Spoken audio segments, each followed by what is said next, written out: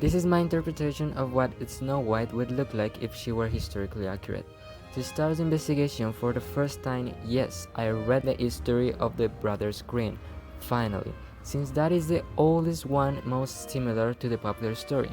Besides being a bit graphic, it gave details about Snow White's outfit in a saving part of the book, where it is said that she buys from the witch disguised as a seller of ribbons, bows, or laces, those items, for her bodice in Snow White's dress, being the witch the one that ties her up, but ties her so tightly and tightly that she suffocates, does not die there anyway.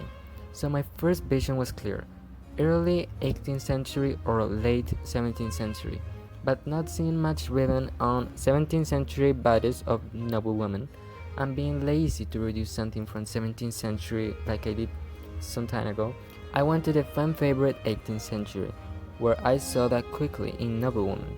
But the more I investigated, the more I noticed the very specific regionality of having those ties in the front of the bodice, being only seen in Scottish fashion.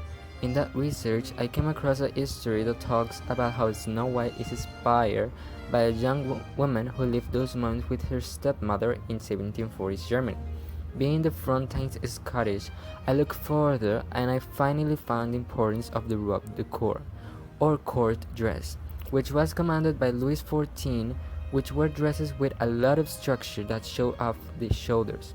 But the aspect that sold that to me is that unlike the famous mantua of the 18th century, this dress, instead of being pinned, was tied with laces at the back, and was widely used as a formal dress by European royalty, especially German.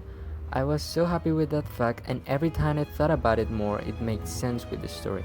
Since being tied from behind, it was very difficult for Snow White to tie it herself, especially needing help from the witch, where she takes advantage of it. Although a few points against this dress is that it was considered quite very formal, not to go to the forest because the hunter wants to, but she also may have just been simply surprised by the hunter in her formal attire. Plus, she could be wearing a simpler version and less structured than the court dress, the type in which you would want to be pinned in.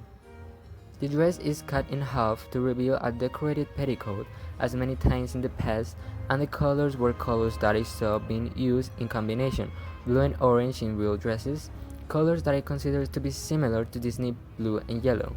I made her especially white, since not only is she described in this way, but also because this is one of the times that if you are not pale or mean, you were not perfect.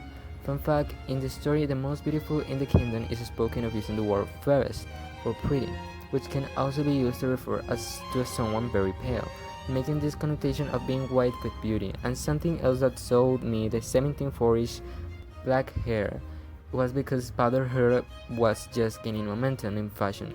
So there were many women with black hair, still black, and her description of having very red cheeks and lips like blood, being a special time for makeup at the 18th century, especially blush the 18th century. I hope you like the video. They require a lot of research and it will be cool if you subscribe to watch videos like this and support the channel. Thanks.